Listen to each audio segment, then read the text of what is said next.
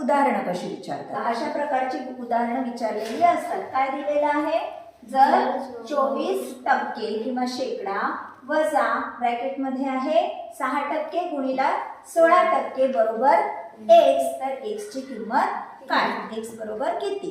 सरळ सरळ काय करायचं आहे, हे समीकरण आपल्याला सोडवत जायचं. 24% म्हणजे किती पैकी 100. 6% म्हणजे किती पैकी 100. गुणिला 16% म्हणजे किती पैकी 100. बरोबर x. एवढं करत बसायचं नाही, टक्के म्हणजे समजून जायचं. 100 पैकी आहे, मग 100 पैकी आहे म्हणजे एकावर किती शून्य, 2 शून्य. मग हे 24 कसे लिहिणार आपण, 0.24 डायरेक्ट. एवढा वेळ आपल्याला परीक्षेत मिळत नाही.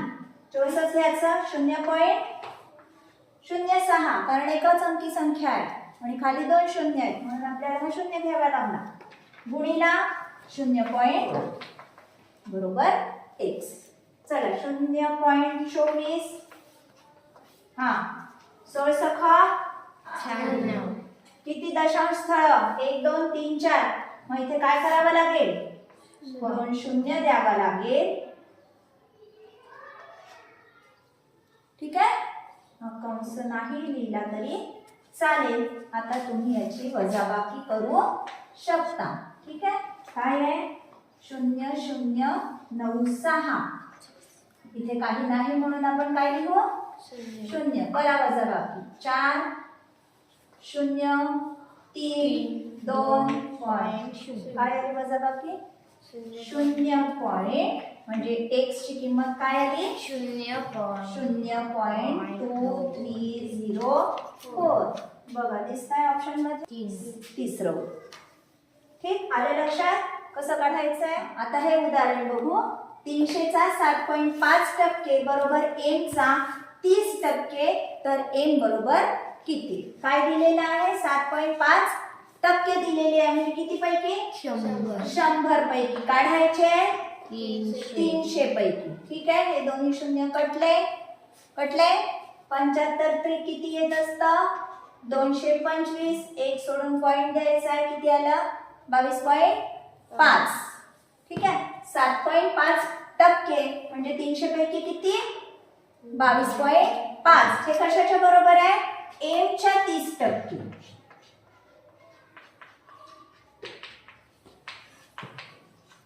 ठीक आहे, आता ह्याला m ला इकडे ठेवायचा आहे. हे तिकडे गेल्यावर काय होईल, 22.5 गुणिला 100/30.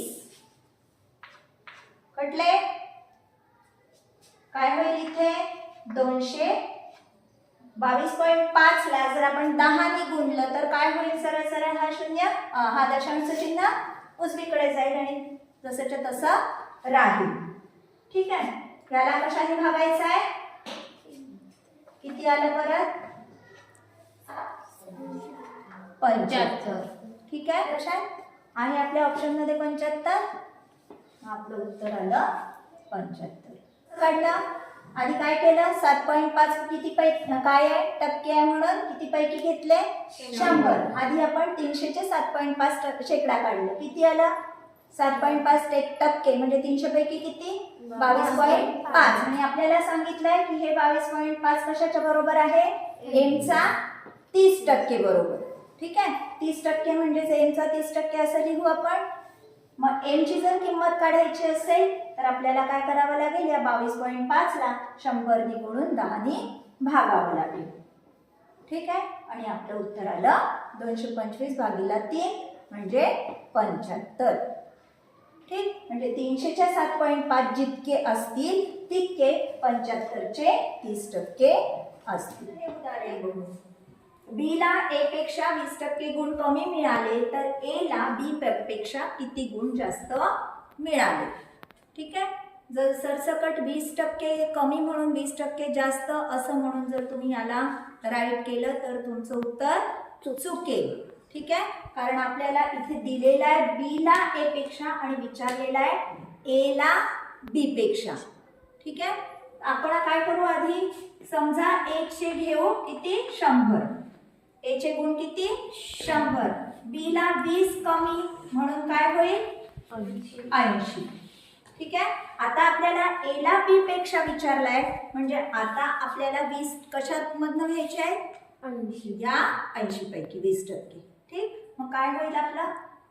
80 पैकी 20 तर शेकडा किती?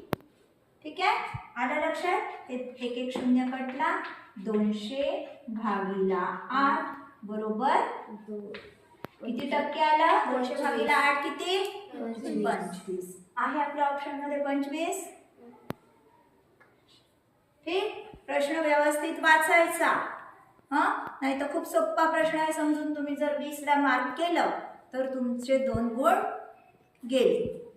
ठीक आहे, प्रश्नाचा नीट विचार करायचा. कशावर विचारलेला आहे, टक्केवारी कितीवर विचारलेली आहे, आणि कितीवर काढायची आहे, हे सगळं लक्षात घ्यायचं. पहिल्या वेळेस काय होतं? 100 वर 20% होतं. नंतर विचारलेलं आहे ए ला बी पेक्षा, म्हणजे बी वर विचारलेलं आहे. बरोबर, बी चे आहेत 80, म्हणून आपण 80 वर 20%. 80 वर 20% म्हणजे किती झाले? 100 पैकी किती? 25. ठीक आहे. व्हिडिओ आवडल्यास नक्की लाईक, शेअर आणि कमेंट करा. आणि हो, सबस्क्राईब केलं नसेल तर अवश्य सबस्क्राईब करा, म्हणजे मी नवीन अपलोड केलेल्या व्हिडिओजचे तुम्हाला नोटिफिकेशन्स मिळतील. धन्यवाद.